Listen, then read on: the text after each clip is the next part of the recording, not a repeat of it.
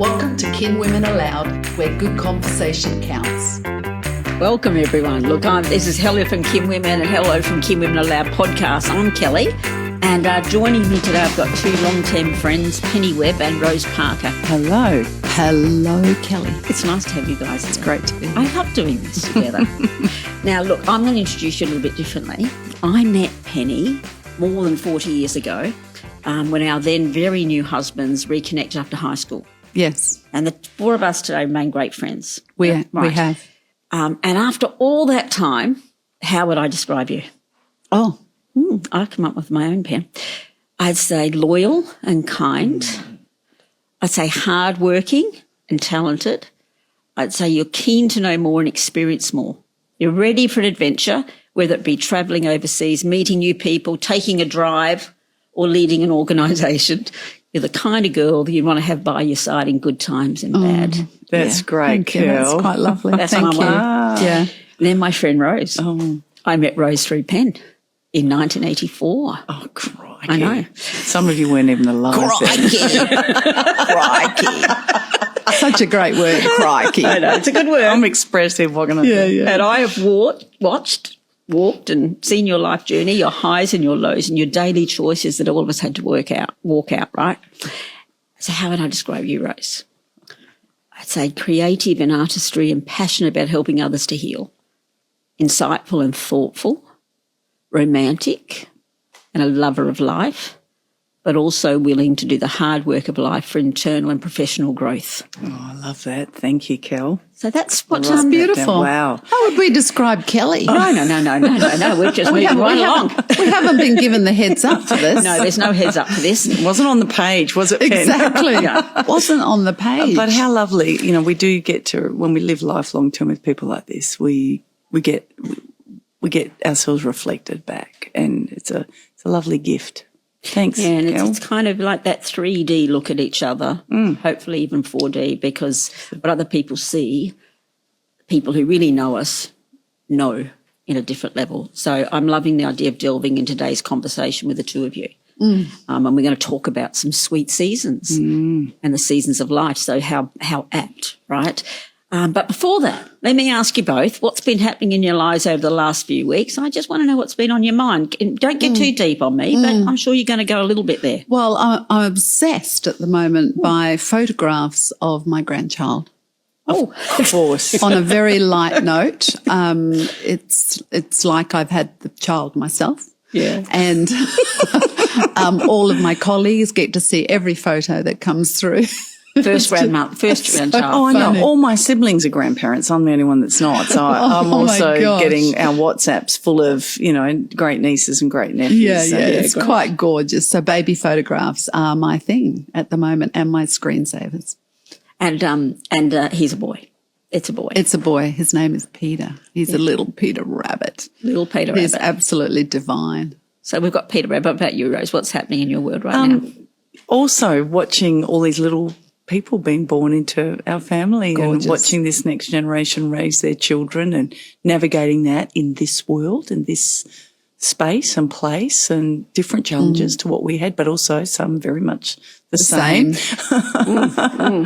And just keeping balance in my own life of physical health and wellness as well as output. So I've been recalibrating. It's been a little season of recalibration for me. It's been really It has been actually, because you've been shifting in terms of work and then your the music and how you're going to present music. Yeah, Not yeah. about if you're going to do it, because That's right. It's the gift. That's right. It's how, and different outworkings of that and different seasons of that, actually. Yes. Yeah, it is. Well, and this is kind of like a step in a bit of a new direction for us. I mean, not that Kinwomen's been around for 12 years. Yes, we have. Yeah. We've been on radio and everything else, but actually this was a step for all of us. So this is a bit of like a new venture. New take. A new take. And I think Maybe it's this great idea of sitting around having a conversation. Really, we do want to talk about things that matter, because there's one thing of having a conversation at just remaining at that light. And I think there's beauty in lightness, right? Let's not make everything heavy. But there's other things to be spoken about. The one thing I think about for me, which has become an issue of the last few years, is that saying, the body keeps the score. Oh, yeah. Great book. Oh, yeah. Gosh, that's a good saying. Well, So, and it's true. It's a book. It's phenomenal. And because I am just such an optimist, you know, I'm just like, I feel that, I can do anything. And, you know, I'm out there and I'm charging, 5-6 nights a week. I've got things on morning to, but you know what? The body keeps the score as the soreness grows in my hip. You made that appointment with your physio, Kel? I have. I've got that physio thing happening. But I just kind of think in this season of life, we all look at each other and think we've got great things to share, but we actually have to keep looking after ourselves so we're going to be around for the time we need to be. Well, this whole podcast, Conversations That Matter, really is just a flow out of what we do every Friday morning at Black Coffee Club, isn't it? So I'm going to tell our listeners that the year we all turned 40 was when we started Black Coffee Club. Yep. And we have met every Friday morning for breakfast ever since. And our prime purpose was to keep ourselves accountable to each other for how we cared for ourselves while we were busy in the trenches raising kids and doing our careers. Because we realised that if we didn't put some time and eggs into our basket of our self-care, we would be no use to anyone or anything. And we have now done that for, I'm not going to tell you how long, but it's long decades. It's 2 decades. No, it's not 2 decades. It actually Yes, it is. is. Oh, it is. And I am Did I just suddenly get 10 years older? And I'm so okay with that because we're living, breathing It's 2 off that. decades. It is, my Oh friend. my It gosh. is. We're laughing our How heads off. gorgeous. And you know what? That's actually been a real point for us to be there. Yeah. And it hasn't always been convenient. No. And we've had to step in and out at different points, but that is the whole foundation of this. So got to walk a walk. Yeah, so it's lovely. I mean, again, as we say to our podcast listeners, that that's where this all comes from. Yeah. It doesn't really come from let's just have a chat. So, But let's have a chat. But let's have a chat because I really would love to start talking about the sweet seasons and what they mean for each of us. Yeah.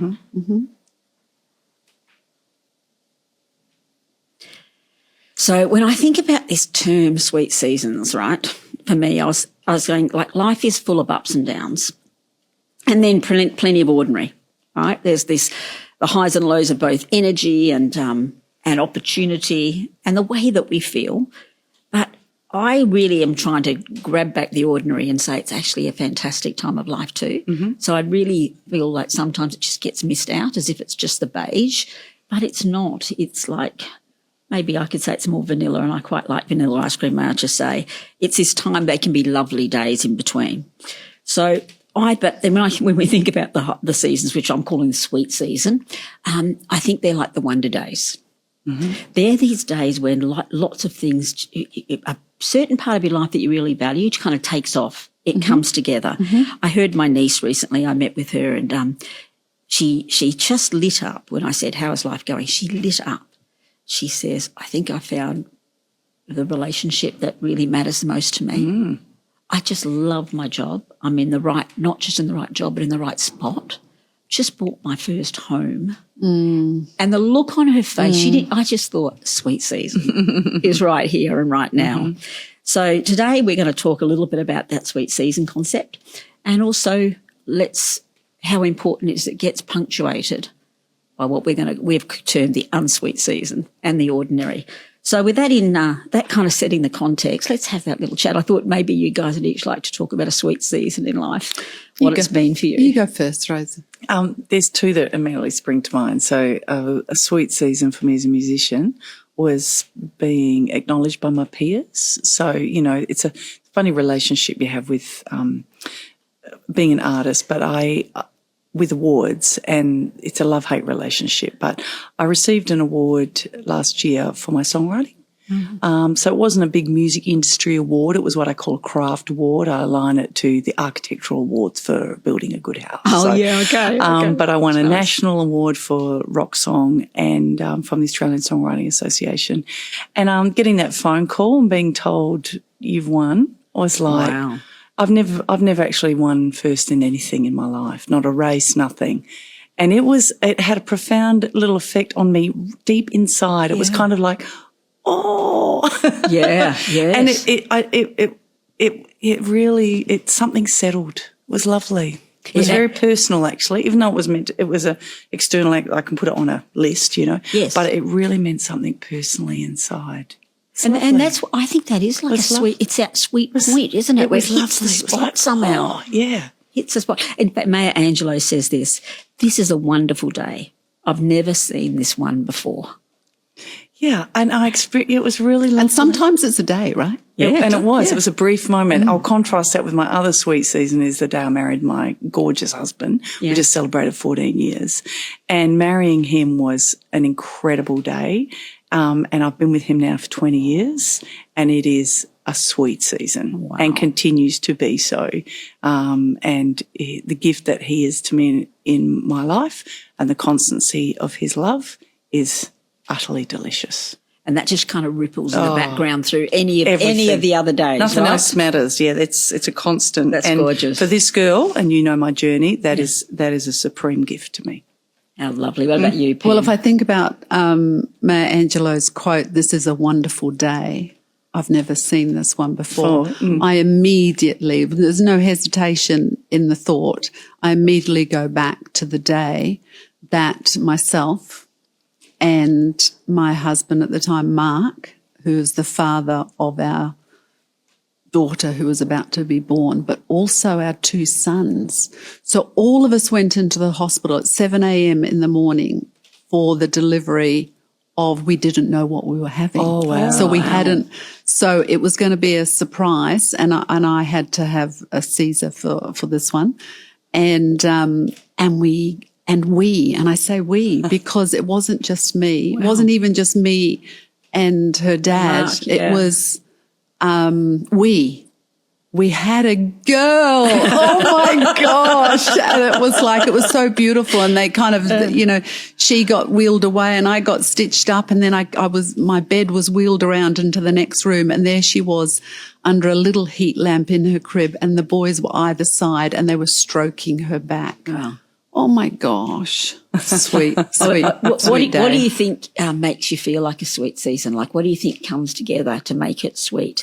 I mean, I think it's like, for me, for my sweet season, it's definitely a sense of freedom and autonomy. That's what is really an important thing for me. Interesting. It really is. Whereas the word that came to me it's a culmination. It's a culmination of a lot of work. And that something all comes together. Yeah, it comes together. Coming together. And it's like Yes. there's relief. Yeah, that's definitely my niece's experience, right? She was waiting and waiting. One day, all this going to come together, and it did. It was beautiful. Yeah. Yeah, I think so. That's why I think I like projects, because it's like something's come together and it's like you achieved something, hopefully collectively, because I like doing things with people. And then it's like, got that done. Let's move along to this kind of concept of unsweet, right? Because we've coined that term ourselves, I think, because that comes too. Yeah, it does. Right. There's times when they're, so what would you understand to be this idea of unsweet? Like, how would you, what kind of feelings kind of accompany that? Feels crap. Yeah. Feels crap. Whatever's happening feels crap. I know. I think it's that loss. I think you do. Feel, what kind of things happen for you? Grief and death. And not even physical death, but the death of relationship or the breaking of connection. Yeah, so it's That's all about the tough thing for me. For me, it's about people. So absolutely. Something where my integrity has been questioned, or somebody doesn't, like me and is telling me so. I mean, there's lots of people I'm sure don't like me, but you know what I mean.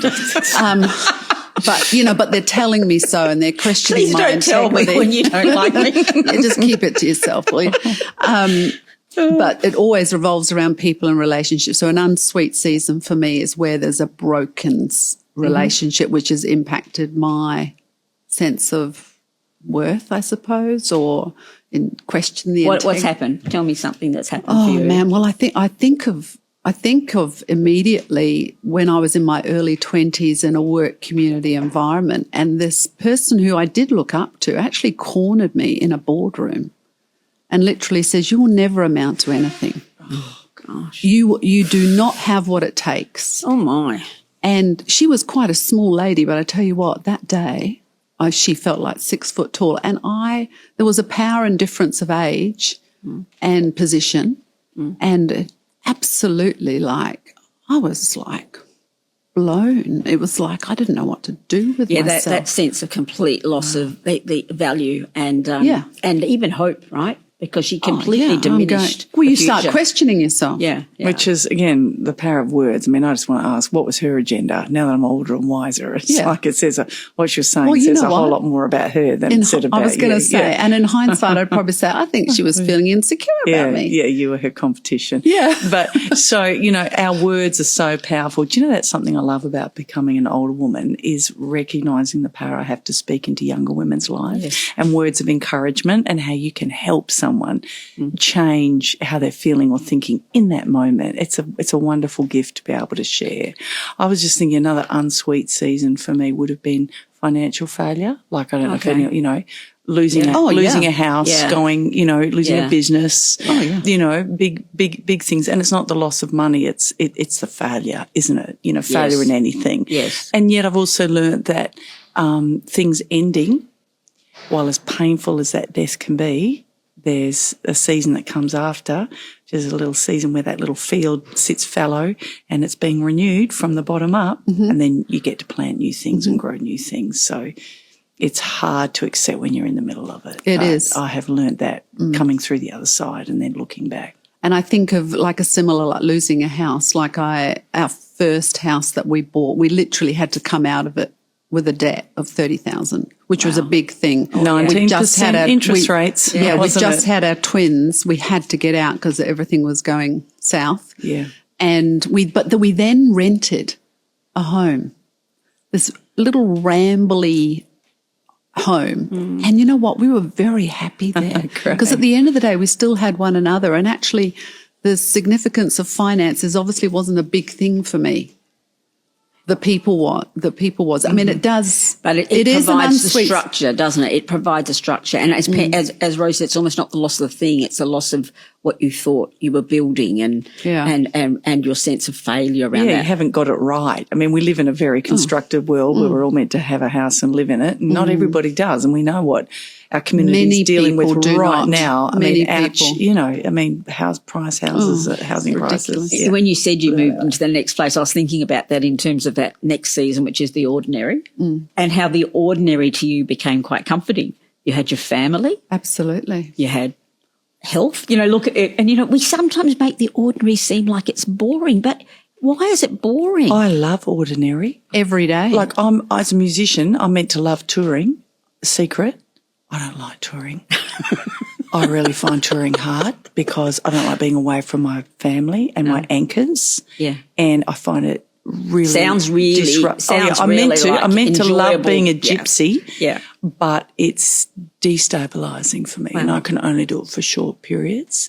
Whereas I've had one child and the ordinary, I call it in the trenches. I loved being a mum. I loved driving him to athletics train. I was a single mum for a whole chunk of that and it was all up to me. And one of our happiest years with my son and I, the year of 16, 17, was actually the first time in my adult life I lived on my own. So a relationship had ended. I'd exited.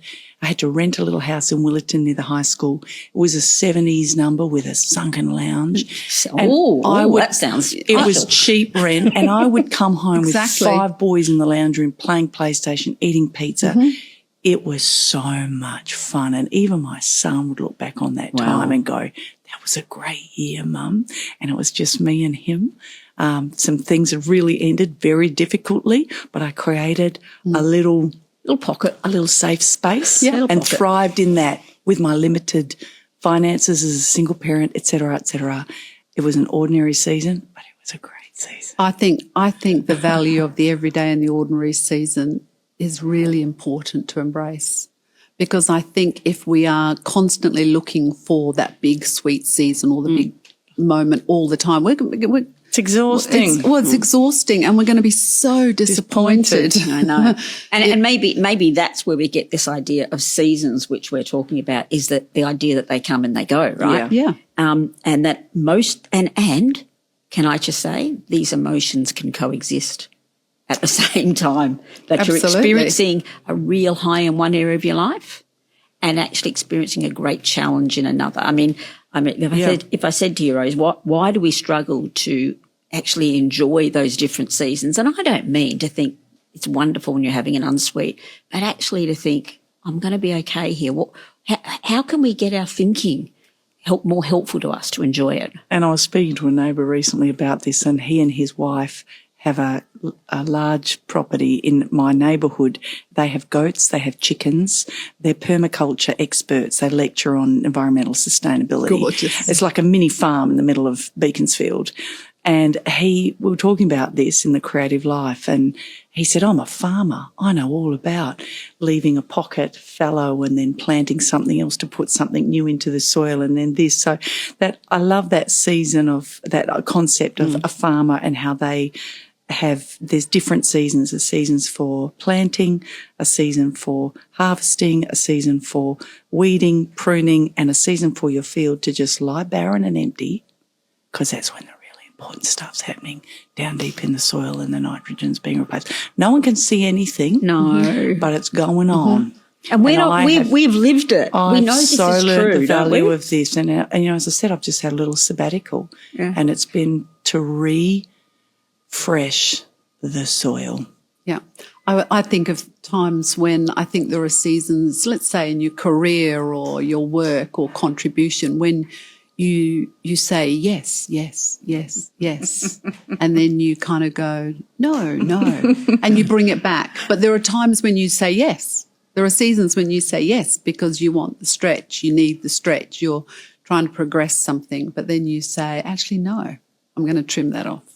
I'm not going to say yes. I used to think I had to say yes to everything. That success was, I've been invited. Yes.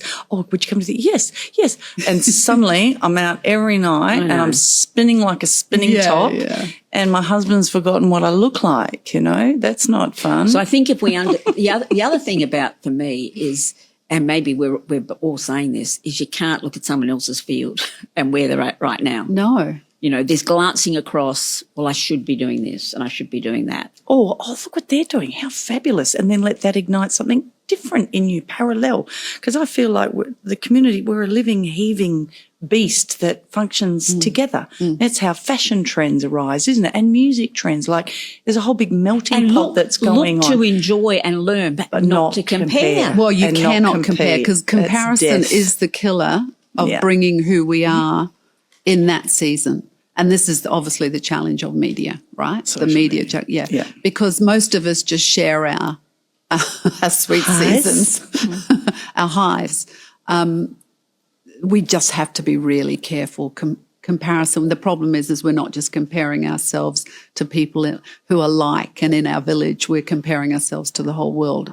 So, and we're just seeing a lot of sweet seasons out there, It looks like it, doesn't it? Oh, yeah. I mean, someone the other day actually just said to me, they're trying to have a baby and they say, all I'm seeing is everyone else having a baby. All I'm seeing, and I go, yeah, but you're forgetting there's just as many people sitting out there just like you. Yeah. Sitting on their couch right now, disappointed because it didn't happen again this month. And, boy, they're tough days, Tough seasons. Whatever season is bringing us, struggle, you really aren't alone. You really aren't alone. It really will be many of us experiencing understanding. There's this quote by Albert Camus who says, in the depths of winter, I learned that within me lay an invincible summer. And I reckon that's a quote of hope. I don't think that's a quote of, well, dig in and suffer because somehow you'll come out the other side, which is kind of almost what it can be, kind of suck it up because you're going to have your summer. And I'm like, I don't think it's saying that. I think it's a little whisper of hope. Hope. Absolutely. Don't worry. Yeah. Because in the depths of winter, you're going to learn you've got an invincible summer in you, like life is worth living. And understanding that there are rhythms, isn't there? It's not light all the time. It's not summer all the time. And it's acceptance for me. Accepting that there's going to be tough times means that I also know, and that's going to end. What do you do in your winters? Tell me what you do in your winter. Yeah, I don't wait for the sun to turn on. I don't wait for someone else to I want to know how to flick that switch. So while I'm accepting, I'm also looking for the next, I have to find the courage to walk out of that. I can't change the external circumstances of what's happening, but I have to change how I'm feeling about it. Yeah. So that is, those stages of grief, that is accepting what's happening. You go through that little bargaining and wishing it was different. If you stay there, you'll be stuck in poor me land. So you've got to move through that, then get a bit angry about it. That's okay. That's a good fuel. That's a good call to action. But I have to hunt down my healing. I have to hunt down the how and the why to move forward. So I like that word. Hunt down the healing. I want to learn how to flick the switch on. Because of my childhood, I realised I had big holes. I wasn't taught to do things that you folks would have been taught by your parents and this stable foundation. So books and resources have been just invaluable to me, and that's where I've learned to hunt down my healing. If I don't know a why, then I find out why. I want to fill in the gaps. And it's... Gosh, that's funny, Rose, because at the beginning when I introduced you, I said that you're so willing to do the hard work of life, that internal and professional growth, and I've always seen that in her. And I've seen that in you. I reckon that comes because you have gone hunting. I have to find a footing in the middle of my struggle, or I'm scrambling up a rock face. So and this is really talking mental health and relationship stuff, but that's been a good friend to me. What do you do, Pen? What do you do when you're in? Well, if I'm in a challenging space or dark space, I tell you what I do. Put on a pretty dress. Put on your lippy. I put on my lippy, and you might laugh at that. But even if I'm just going to be hanging around home, I'll have a shower. I'll wash my hair. Absolutely. I'll, not put on the T-shirt from 2 days ago. I might be wearing shorts and jeans, and that's irrelevant. But the point is, I've made the effort to go. It's all going to be okay. So that's an external thing, but it actually reflects what I want for my internal. Yeah, just how you want to feel. Yeah, this is the rising of the invincible and I know it might sound, I know it might sound superficial, but actually it really does help me. And the other thing for me is connection with people. So I make sure that I keep connected with people, and that's people at work. That's my friends. That's my family. But I just keep connected. There is a tendency for me to want to withdraw. But I just make sure that I can connect with a few people to help me through. I actually think this conversation is truly the conversation of life, right? Mm-hmm. There's the sweet, there's the unsweet, there's the ordinary, and they all keep rolling around. They do. So whatever you're walking through, people, it does pass. It does pass. Hunt out. I love your idea. Hunt out. Hunt what down your the resources. Yeah. Reach out to people. Yeah. Stay Look connected. after the internal world. Because it will pass. It will pass. Sweet seasons will roll around again. Great chatting with you guys. You too, Kel. You too.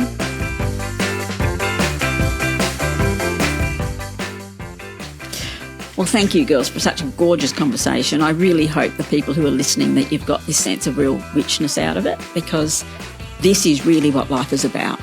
And I feel like if we get a hold on... Thank you for joining the Kinwomen ALOUD conversation. This podcast is written and directed by the Kinwomen team, recorded at Elemental Sound in Perth, with sound engineering by Dylan Bokelman and production by Natalie Kellner from Mindful Marketing. Don't miss our next chat. Follow us. See you then.